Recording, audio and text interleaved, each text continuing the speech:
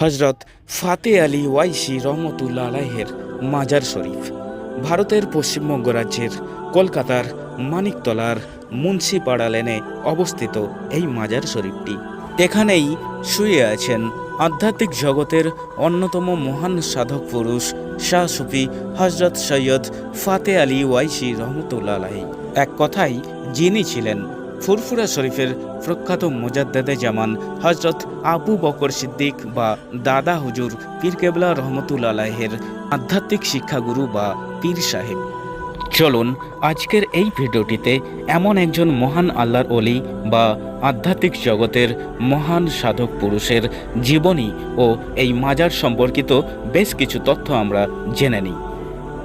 এই মুহূর্তে আমি দাঁড়িয়ে রয়েছি হযরত ফাতে আলী শাহ রহমতুল্লাহের মাজারের গেটের ঠিক সামনে।